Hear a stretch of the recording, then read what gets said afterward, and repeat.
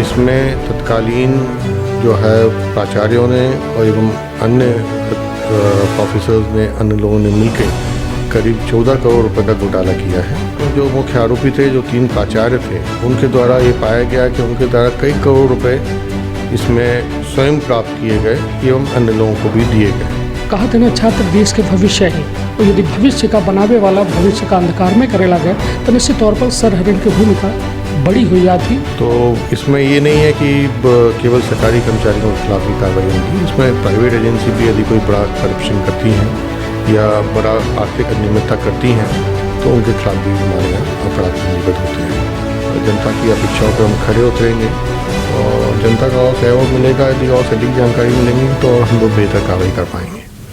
विंध्य मां एक बड़ी कार्यवाही भय ही जौने की चर्चा पूरे प्रदेश में हो रही है। यह कार्यवाही टीआरएस में है।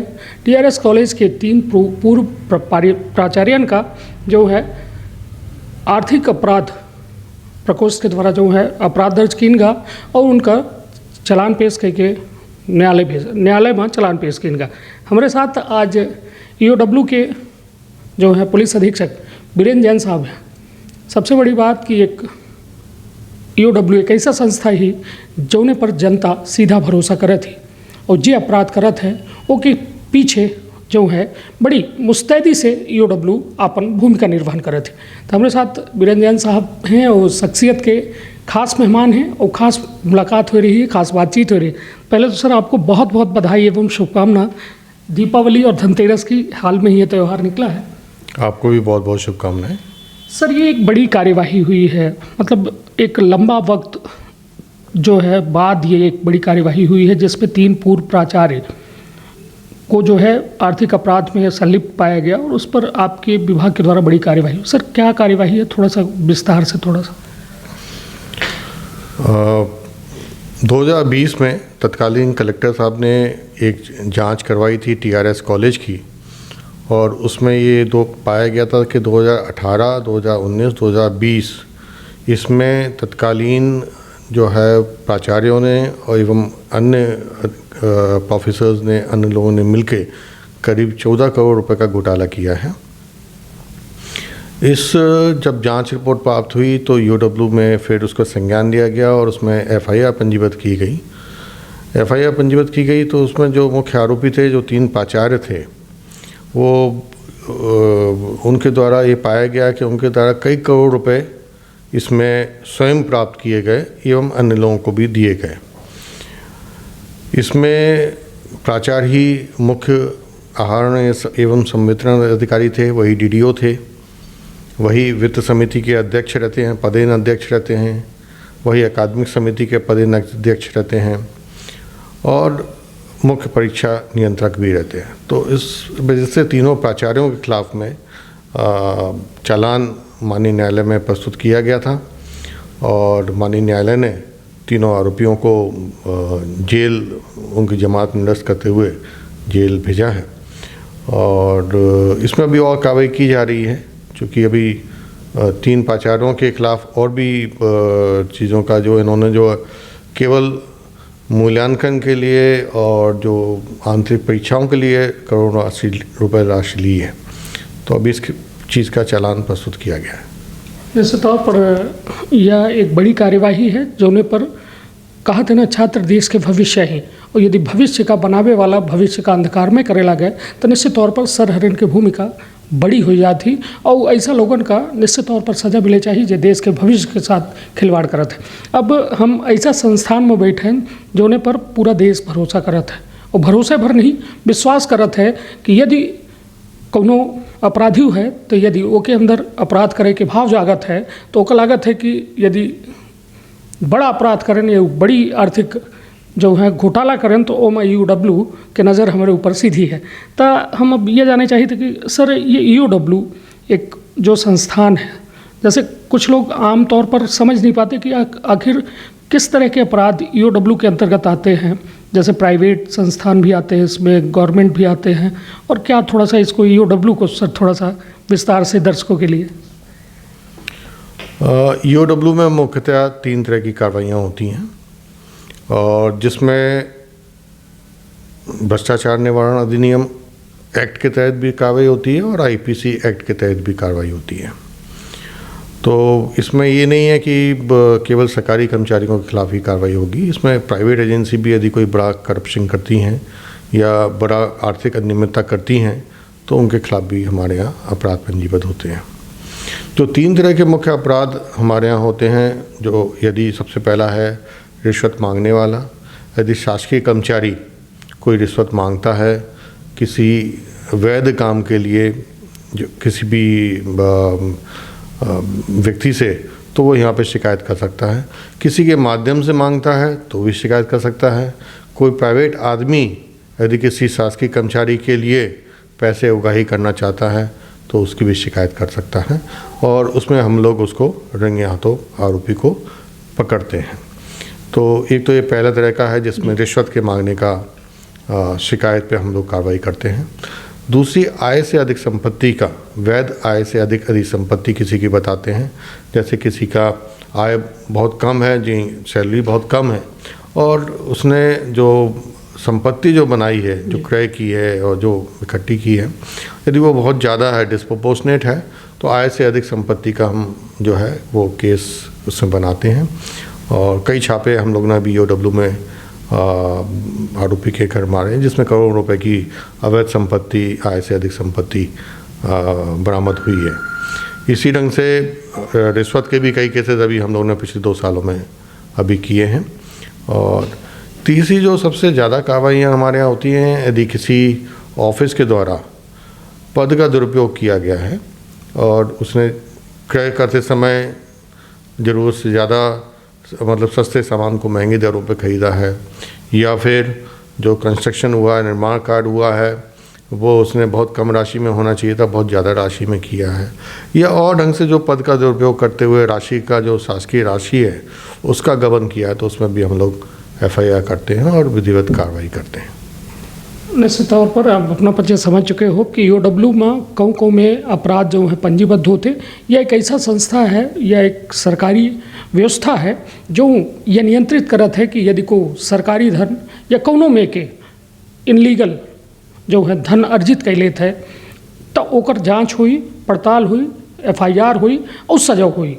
अब सर जैसे विंध्य आप जानते हैं कि ये एक थोड़ा सा रूरल एरिया है, शहरी क्षेत्र के अलावा रूरल एरिया की यदि देखें तो ज़्यादा है। तो यहाँ लोग जैसे करना चाहते हैं, यदि कोई उनके पास पुख्ता जानकारी है तो किन किन जानकारियों के तहत वो शिकायत कर सकते हैं और कैसे शिकायत कर सकते हैं, इसके बारे में थोड़ा सा जानकारी।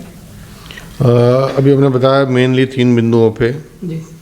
तो सबसे पहला तो यदि कोई शिकायतकर्ता हमारे पास आता है तो और वो ये बोलता है कि हमसे कोई अधिकारी रिश्वत मांग रहा है या उस किसी माध्यम से मांगी जा रही है, तो वो यहाँ शिकायत करेगा। उसको बिल्कुल गोपनीय रखा जाएगा। ट्रैप करने के पहले तो निश्चित तौर पर गोपनीय रखा ही जाना बहुत अति आवश्यक है, और उस पर हम लोग कार्रवाई करते हैं। तो वो सीधा यदि पुलिस अधीक्षक के पास में या इस कार्यालय में आएगा, आवेदन लेके और अपनी बात बताएगा, तो हम लोग उसमें अवश्य कार्रवाई करेंगे। उसका परीक्षण करते हैं और उसके बाद कार्रवाई करते हैं। सर जैसे आपने बताया, तो क्या और भी कोई माध्यम है या फिर सीधे शिकायत के लिए कार्यालय तक ही आना पड़ेगा तभी वो शिकायत हो सकती है? जो रिश्वत मांगने का जो शिकायत है जी। उसके लिए शिकायतकर्ता को स्वयं ही निश्चित तौर पे आना पड़ेगा, कभी तभी वो बता पाएगा पूरा। लेकिन जो आय से अधिक संपत्ति का शिकायत है उसमें वो गोपनीय तौर पर भी कर सकता है, डाक के द्वारा भी भेज सकता है, व्यक्तिगत रूप से भी आके बता सकता है, और उसके मतलब बिल्कुल ओपन साधन है। उसमें यदि आय से अधिक संपत्ति की कोई शिकायत करता है तो उसमें भी उसका हम जो है फरियादी का नाम गोपनीय रखते हैं, जिससे कि कोई आपसी विद्वेष ना हो, और विधिवत उसमें कार्रवाई करते हैं। तो आय से अधिक संपत्ति की कार्रवाई लोग डाक से भी भेज सकते हैं और व्यक्तिगत रूप से भी आके दे सकते हैं। दूसरा, यदि किसी कार्यालय के द्वारा यदि पद का दुरुपयोग करते हुए यदि राशि का गबन किया जाता है तो उसकी शिकायत भी वो कार्यालय में भी आके कर सकते हैं और वो डाक के माध्यम से, पत्र के माध्यम से भी भेज सकते हैं। तो सर इसमें कुछ जैसे तथ्य, क्या मजबूत तथ्य, जैसे आय से अधिक संपत्ति की आपने बात की, तो बहुत सारे असल मतलब भ्रष्टाचारी होते हैं जो हैं, लोग जानते भी हैं कि ये पैसा बहुत मतलब आय से अधिक संपत्ति है, मगर तथ्यों का क्या आप लोग मतलब उसमें कुछ दस्तावेज भी चाहिए होते हैं या फिर सिर्फ मौखिक शिकायत या मौखिक जानकारी से ये शिकायतें आप तक पहुंच जाएं तो कार्य हो जाता है? हम पे सभी तरह की शिकायतें आती हैं। कई बार बड़ी अस्पष्ट सी जानकारी होती है जिसमें बहुत सटीक जानकारी नहीं होती है, तो हम लोग प्रयास करते हैं फिर अपने जो हम लोग का जो एक्सपर्टीज़ है, जो हमारे अधिकारी हैं, उसको मेहनत ज़्यादा करनी पड़ती है। यदि सटीक जानकारी आती है तो हमको मेहनत कम करनी पड़ती है और हम जल्दी से ही जो है वो इसमें निर्णय पर पहुंच जाते हैं कि इसमें अपराध बनता है कि नहीं बनता है। तो यदि किसी शिकायतकर्ता के पास जितनी ज़्यादा जानकारी और जितनी सटीक जानकारी, उदाहरण के तौर पर मैं बताना चाहूँगा, जैसे यदि कोई लिखता है कि साहब उसके सतना में 2 प्लॉट हैं, तो वो हमारे जांचकर्ता अधिकारी को बड़ी परेशानी होगी वो ढूंढने में, तो काफ़ी टाइम लगेगा और फिर प्राथमिकताएं बदलती रहती हैं। यदि वो सटीक लिख देगा कि हाँ भाई इस जगह पे और इस खसरे नंबर में ये प्लॉट नंबर इस नाम से उस आरोपी ने क्रय किया है, तो हमको बहुत सुविधा हो जाती है और बहुत जल्दी हम लोग कार्रवाई कर पाते हैं। तो वो प्राथमिकता में भी आ जाता है, जो सुगम होगा वो निश्चित तौर पर प्राथमिकता में आ जाएगा। तो शिकायतकर्ताओं से ये तो जरूर कहेंगे जितनी सटीक और जितनी ज़्यादा जानकारी होगी उतना बेहतर होगा। ऐसे तौर पर अब अपना समझ चुके हो कि आखिर ईओडब्ल्यू में जो शिकायत अपना कैसा की थे, काहे के कैसा की थे और कऊ में कैसा की थे, मतलब अपना या शिल्पी प्लाजा में या ऑफिस है ईओडब्ल्यू के पुलिस अधीक्षक साहब हैं और अपना के कार्यालय में आए के अपन शिकायत दे सकी थे, जोने से अपना ओका पहले वेरीफाई करी ही, ओका तस्दीक करी ही, शिकायत सही पाए जाए पर ओमा निश्चित तौर पर कार्यवाही हुई। तो अब बात सर कुछ अपने बारे में बताएं सर कि विंध्य में आप कब से हैं और ये ईओडब्ल्यू को कब से आप सेवाएं दे रहे हैं और अभी तक क्या कैसा सफ़र रहा सर? आप कितना अपने काम से संतुष्ट हो पाते हैं या कभी आपको महसूस होता है कि नहीं और अभी करना बाकी है?